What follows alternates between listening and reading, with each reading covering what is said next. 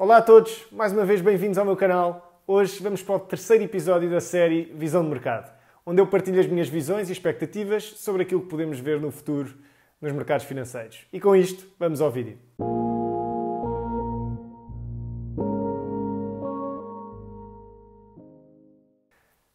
Nos meus últimos vídeos, incluindo os estoques de maio e naquilo que eu chamei a partilha rápida, na sexta-feira antes da mudança do front month, na sexta-feira anterior àquela segunda em que nós vimos os futuros do petróleo a cair a valores negativos. As piques que eu escolhi em maio foi, de certa forma, uma maneira de retirar correlação do mercado, porque eu teria sempre que escolher 3 ações e não estava confiante em qualquer uma das tech growth a que estamos habituados e que subiram substancialmente ao longo do mês de abril.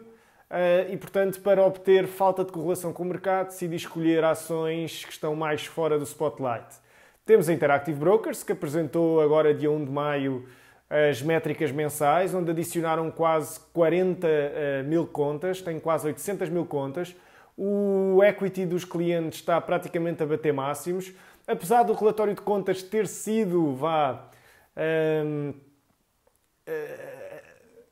ter sido manchado por uma perda substancial por parte de clientes da IB que ficaram com contas com equity negativo e que lá está, leva o broker a assumir essas perdas e imparidades porque sabem que os clientes muito provavelmente não têm capital para cobrir essas perdas, mas achei que os resultados foram muito bons e cada vez mais que comecei a estudar esta realidade na Europa, em particular aquelas pessoas que me têm mandado mensagens e o vídeo que eu fiz a comparar a IB, a Giro, ou até outras corretoras a que temos acesso em Portugal, a ideia com que eu fico é que realmente a competição e a concorrência da IB na Europa é muito residual. Se fizerem as contas, e é isso que eu acho que devem fazer, mesmo quando comparam a Giro com a Interactive Brokers, ok, a Interactive Brokers tem uma mensalidade de $10 por mês, mas essa mensalidade é waived se fizerem determinadas transações. Fico com a sensação que se fizerem realmente as contas, é uma empresa que acaba, ou é uma alternativa que acaba por ficar mais barata, se entrarem com isto, no caso da Giro, com os AutoFX e os spreads e as comissões de conectividade e os relatórios. Quando começam a entrar com todas estas variáveis, acabam por perceber que a IB muito provavelmente é a solução mais barata, mesmo para investidor passivo e para investidores que não querem usar muito ou não querem fazer muitas transações. Eventualmente, se houver necessidade ou se houver interesse, eu volto a fazer um vídeo sobre as mais-valias associadas a usar a IB em relação a outros brokers, mas de uma forma mais sucinta, em que até posso abordar um bocadinho a plataforma. Mas agora falando então de mercados. Este fim de semana tivemos o relatório anual, tivemos o relatório de fim de trimestre da Berkshire, mas também foi o relatório anual da empresa, onde o Warren Buffett falou de alguns tópicos que eu achei extremamente interessantes. Bem sei que o foco tem estado à volta do selling das equities, há um net sell de, se não me engano, cerca de 6 mil milhões, 5,5 mil milhões, que para a Berkshire não é nada, e para o facto de terem vendido praticamente a stake que tinham nas 3 ou 4 maiores airlines, tinham uma stake de cerca de 10%, que acabaram por vender. O Buffett até chegou a comentar que ficou relativamente espantado com o volume que estas airlines apresentaram, mas por outro lado, ele falou momentaneamente de que achou que as medidas que o Jerome Powell, portanto o chairman do Fed e o Fed no geral, e a board do Fed no geral, tomou uma atitude rápida e decisiva para que o sistema literalmente não se partisse e termos uma crise financeira brutal. Ele falou mesmo no facto de termos um freeze completo nos mercados de crédito e que naquele momento deixou de haver liquidez e que as coisas estavam mesmo más. Makes the virus look like a piker. And we came very close to having a total freeze of credit to the largest companies in the world who were depending on it. And to the great credit of Jay Powell, I've always had Paul Volcker up on a special pedestal in terms of Federal Reserve chairmen over the years. We've had a lot of very good Fed chairmen, but Paul Volcker, I had him at the top of the list, and I'll recommend another book. Paul Volcker died about I don't know, maybe a year ago or a little less. But not much before he died, he wrote a book called Keeping at It. And if you call my friends at the Bookworm, I think you'll enjoy reading that book. Paul Volcker was a giant. In many ways, he was a big guy, too. He and Jay Powell couldn't see more in temperament or anything. But Jay Powell, in my view, and the Fed board belong up there on that pedestal with him because they acted in the middle of March, probably somewhat instructed by what they'd seen in 2008 and 9. They reacted in a huge way and essentially allowed what's happened since that time to play out the way it has. March, where the market had essentially frozen, close a little after mid-month, ended up, because the Fed took these actions on March 23rd, it ended up being the largest month for corporate debt issuance, I believe, in history.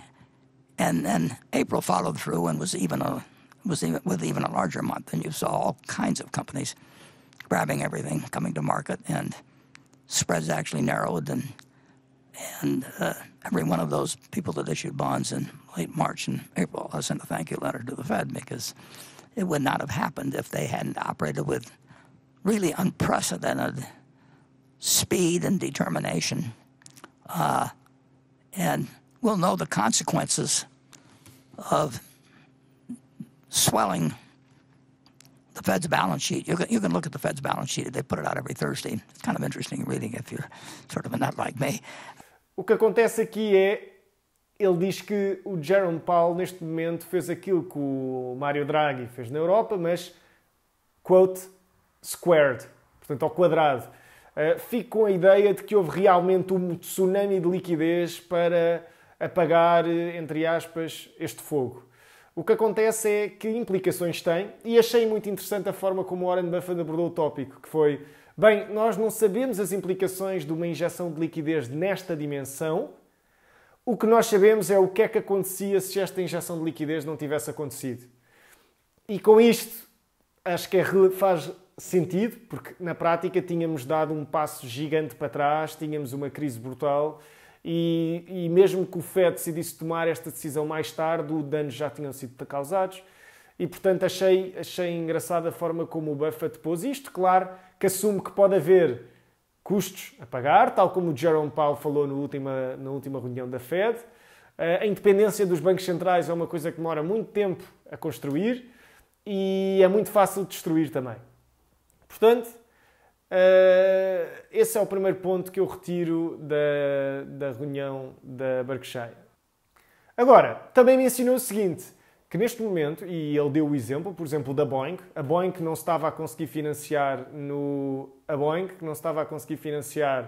nos mercados de capital, não ia conseguir boas condições e estava a tentar ter o government bailout, portanto, ser salva pelo governo americano.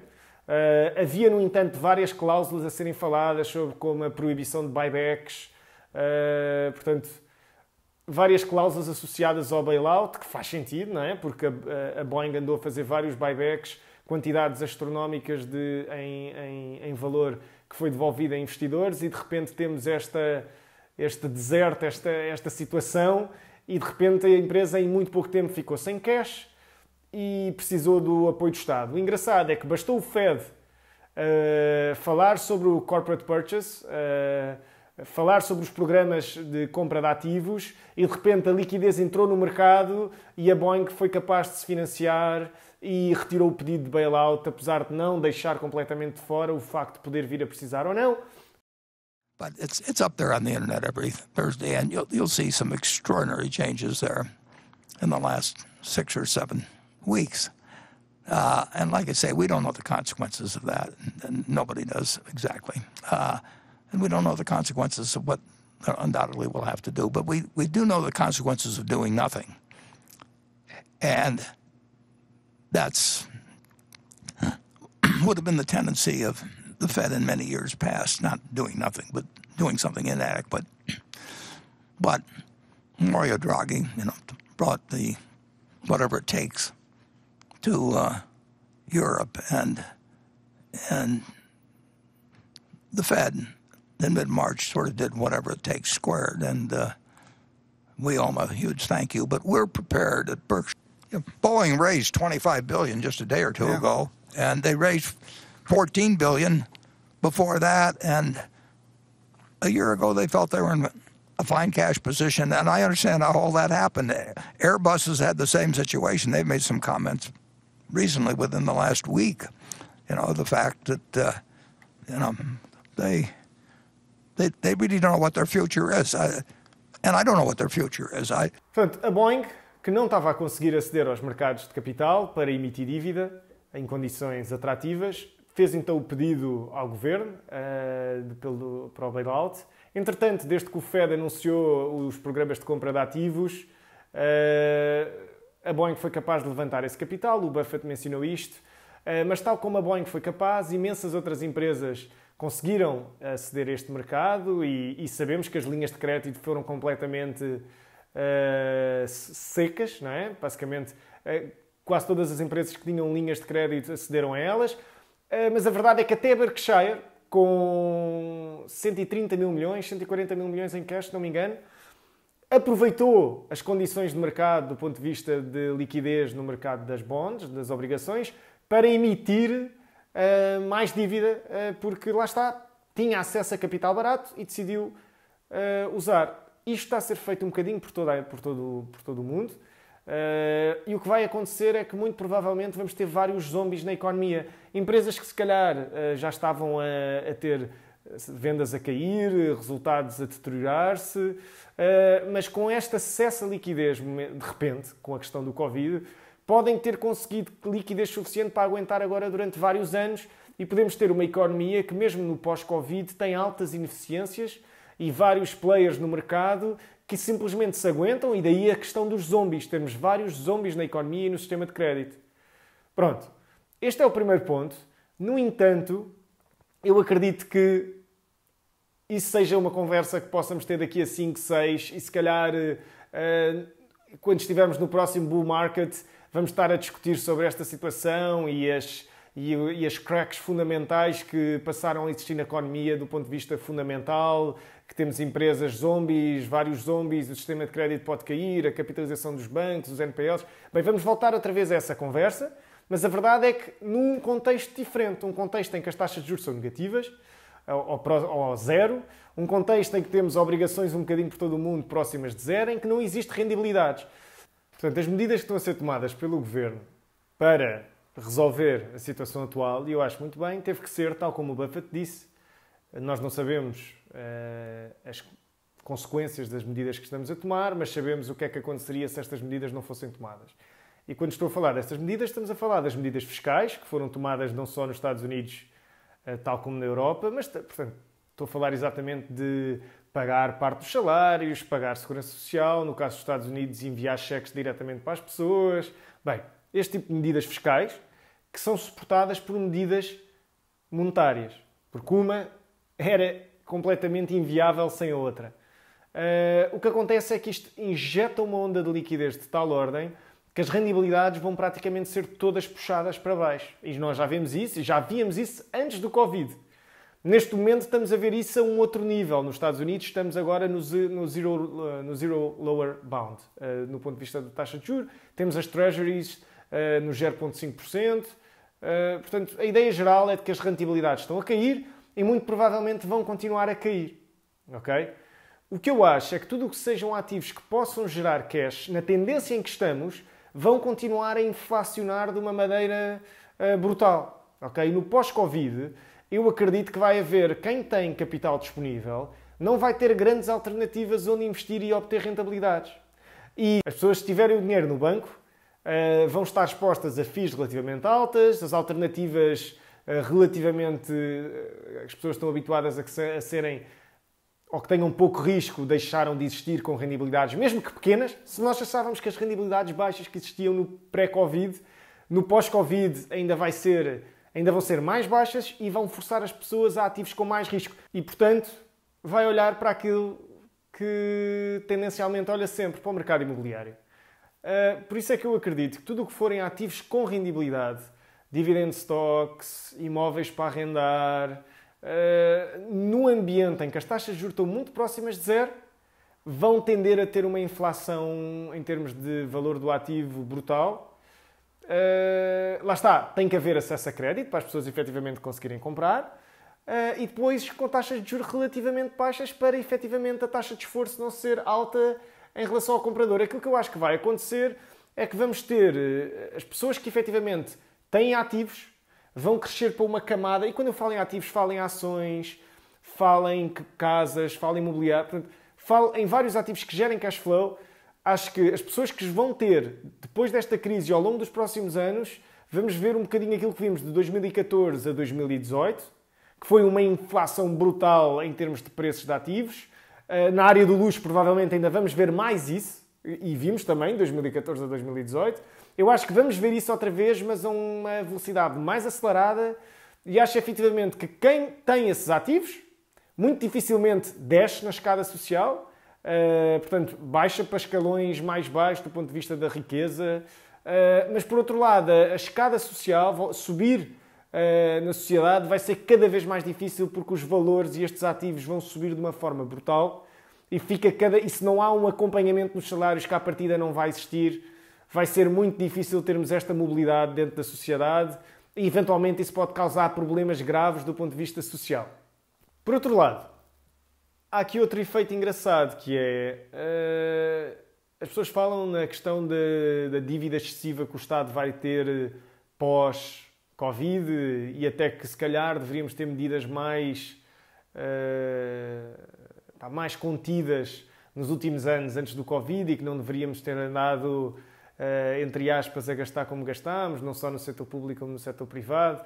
Mas a verdade é que começamos a ver que o valor da moeda é cada vez mais irrisório. Quer dizer, o valor da moeda papel, um bocadinho por todo o mundo, de repente, enquanto há coordenação dos bancos centrais, há muito poucas formas de que o investidor de comum pode sair. Bem, e aí podemos falar em ouro, podemos falar em bitcoins, mas a verdade é que esta impressão, aquilo que está a ser feito nos Estados Unidos, dar dinheiro às pessoas, a toda a gente, na minha opinião, foi uma forma de conter e de tentar fazer com que não haja um impacto direto no sistema de crédito. Ao dar dinheiro às pessoas, aquele dinheiro é praticamente logo usado para pagar as obrigações que as pessoas têm do ponto de vista do crédito, para garantir que não há um impacto no sistema de crédito. Mas, e lá está, os Estados Unidos é uma sociedade que funciona com muito mais dívida do que propriamente o europeu. Em Portugal, por exemplo, as pessoas têm o crédito para o carro, crédito para a casa, o crédito ao consumo é menos comum, mas, por exemplo, na questão do ensino não existe, temos acesso a ensino barato. Portanto, a forma como a economia funciona não gira tanto à volta do crédito como gira nos Estados Unidos e, portanto, a medida que eles tomaram foi fulcral para não deixar isto afetar o sistema de crédito. Por outro lado, temos também o Fed com a questão da compra das obrigações na área do high yield e todas estas linhas de crédito para até pequenas empresas que foi facilitado pelo Banco Central. A verdade é que o Fed não pode começar a comprar obrigações de empresas europeias, não é? E o sistema está todo ligado. Portanto, temos que ter uma coordenação dos bancos centrais um bocadinho por todo o mundo para garantir que, ok, as empresas americanas têm acesso a liquidez, mas os passivos que têm de clientes ou valores ou contas que pagaram para receber determinados itens de fornecedores europeus têm que os receber. Portanto, o choque global não consegue ser salvo apenas pelo Fed. As medidas têm que ser tomadas um bocadinho por todo o lado, porque senão o Fed daqui a nada tinha que dizer, bem pessoal, acabámos de decidir, vamos imprimir muito mais dinheiro, vamos não só dar aos americanos como ao mundo todo, ou vamos comprar a dívida. Percebem o que eu estou a dizer? Tem que haver um esforço conjunto por parte de todos os bancos centrais. E apesar disto ter sido e de estar a proteger o sistema de crédito, até que ponto é que não se começa efetivamente a dar dinheiro? E eu já ouvi falar disto, um dia destes ainda vão retirar dinheiro das contas das pessoas para financiar este tipo de medidas. Bem, tirar dinheiro das contas das pessoas ia dar confusão de certeza, não é? Uma pessoa que poupou X e de repente o Estado chega lá e diz poupaste, então deves ser penalizado por ter poupado, porque a poupança não gera não faz crescer o PIB, portanto é dinheiro que está parado, é mau para a velocidade da moeda, tudo o que forem poupanças agora vão ser taxadas. Estufas. Na prática, o que foi feito, quando o Banco Central baixou as taxas de depósito para negativo e as taxas de juros para zero, e as taxas reais nos bancos, incluindo as comissões, efetivamente já são negativas para o próprio cliente, este tipo de prática já é efetivamente forçar o consumo e meter um imposto sobre as pessoas que poupam. Ou investe ou gasta, não poupa. Portanto, em termos práticos, o que eu estou a dizer é, se agora dessemos 100 mil euros a cada português, não é? A verdade é que o efeito seria efetivamente o mesmo, a inflação subia, como é óbvio, mas em termos reais o que acontecia é que havia uma convergência entre as pessoas que tiveram a poupar e as pessoas que não tinham poupanças. Portanto, em termos práticos, o dar dinheiro a toda a gente funciona da mesma forma que tirar dinheiro às pessoas que pouparam. Claro que eu não espero que isto vá acontecer, mas acho que vale a pena pensar um bocadinho sobre isto quando achamos que, e eu já vi alguns comentários sobre isso, até num vídeo recente, em que falavam sobre a possibilidade, ou nos fóruns em que as pessoas falavam sobre a possibilidade do banco poder ir, ou do Estado poder taxar poupanças. Portanto, só para terminar, que o vídeo começa-se a alongar, a ideia com que eu fico e que eu quero passar é que se continuamos no caminho em que estamos, com a tendência para taxas negativas, okay, e para rentabilidades zero, artificialmente puxadas para baixo por liquidez de bancos centrais, que está a ser literalmente aspirada, em que os mecanismos de transmissões ficam todos no mesmo sítio, portanto no 1%. No 1%, o problema é que o 1%, com as medidas atuais, vai começar a descer e a ficar um bocadinho maior. Claro que os bilionários vão continuar a ser 1%. Em termos práticos, o que eu acho que vai acontecer é que vai haver um grande movimento para cima em termos de net worth de pessoas que efetivamente detêm ativos, seja ações, seja obrigações, sendo que as obrigações já estamos a chegar ao lower bound. Portanto, à partida, as obrigações começam a ser cada vez menos atrativas à medida que forem expirando e que os novos rollovers e os novos cupons forem próximos de zero, também já não são muito atrativas. Agora, eu acho que quem detém ativos, sejam financeiros, seja imobiliário, vai ter uma subida brutal em termos de net worth, enquanto quem ainda não tem vai estar muito tempo para conseguir adquirir este tipo de ativos, vai ter que recorrer a crédito, mesmo com taxas de juros negativos, mas vai ter sempre um passivo, sempre uma obrigação para pagar ou uma renda. E, em parte, acho que isto pode gerar problemas sociais graves. Acredito, no entanto, que lá está, quem surfar a onda nos próximos anos pode ganhar muito dinheiro. Eu acredito é que vai gerar uma situação grave do ponto de vista social. Neste momento, acho que é assim que a questão do Covid começar a ficar mais flexível, das pessoas usarem máscaras. Claro que nós não sabemos qual é que é a confiança em determinados setores da economia pode ser mais difícil de voltar a reconquistar, mas a verdade é que já vi uns artigos sobre as marcações de viagens de cruzeiros já para o próximo ano. Claro que, e o Warren Buffett fala nisso, que uma recuperação mesmo de 70% a 80% nos voos para as airlines não é suficiente, porque eles tinham vários aviões e contratos de leasing ou contratos para utilizar certos aviões ou adquirir até os aviões que foram comprados especificamente para o nível de procura que tínhamos na altura. Ao haver uma quebra substancial, mesmo que para 80%, portanto, uma quebra na ordem dos 20%, no pós-Covid, ou seja, nós conseguirmos voltar a 80% daquilo que tínhamos no pré, continua a ter várias ineficiências, porque os aviões parados estragam-se, não é? Precisam de mais manutenção e as margens não se vão manter, okay? Vão-se deteriorar substancialmente. Portanto, o meu ponto aqui é: devemos continuar longos no mercado neste momento, pelo que eu vejo, parece-me que faz sentido continuar longo. Não se esqueçam que isto é a minha opinião apenas, mas em empresas como a Microsoft, principalmente software, empresas na área de gaming, empresas que tenham efetivamente valor real, com pouca concorrência no mercado, à partida, tal como eu falo na questão do mercado imobiliário e destes ativos todos poderem subir substancialmente, eu acredito que isso vai acontecer um bocadinho por todo lado no mercado. Claro que vale a pena fazer um hedge. O hedge aqui, por exemplo, eu estou a olhar para a Disney, em que temos 35% ou 40% das receitas a vir dos parques, em que vai ser efetivamente necessário muita confiança para voltar a abrir os parques, e mesmo que sejam abertos a 50%, 60%, as margens não são as mesmas e já eram más. A segunda maior receita, uma das segundas, ou uma grande fonte de receita na Disney para além dos parques é o cinema. O cinema, à partida, também vai ser uma coisa que, se reabrir, vai reabrir com pouca confiança do ponto de vista do cliente, mas ao mesmo tempo com vários fatores que, ok, uma sala agora se calhar só fica com 50% de cheia porque as pessoas querem distância, ou deve haver regras de distanciamento social mesmo depois da economia reabrir. Ou seja, não há mais salas. Se já tínhamos uma grande parte das salas em determinadas zonas do país ou em determinadas cidades cheias, efetivamente vai haver uma quebra na receita potencial. Portanto, mesmo que estejamos na capacidade máxima, tendo em conta as condições atuais, vai haver uma quebra substancial no potencial das receitas. Talvez não em todos os lugares, em todos os sítios, porque nem todas as salas, pelo menos aqui à volta de Lisboa, estão sempre cheias, mas há cidades em que esse não é o caso. Portanto, o meu ponto é, no caso da Disney, parece-me que se existir efetivamente empresas que vão ser muito negativamente afetadas, é um dos casos. Portanto, o que eu acho é que devemos estar expostos ao mercado em termos de delta, no sentido em que uma exposição linear a uma subida, mas devemos ter alguma convexidade e alguma proteção, principalmente numa altura em que a volatilidade implícita nos mercados já caiu substancialmente com a subida que tivemos em março, e os investidores devem usar isso de forma a proteger os seus portfólios de uma quebra substancial, em particular em indústrias que, à partida, vão ser muito mais afetadas. Bem, para terminar este episódio, este terceiro episódio da Visão de Mercado, e porque o vídeo já se alongou demasiado e vou deixar os próximos tópicos para o próximo vídeo, quero agradecer-vos por terem ficado até ao fim. Espero que tenham gostado do vídeo.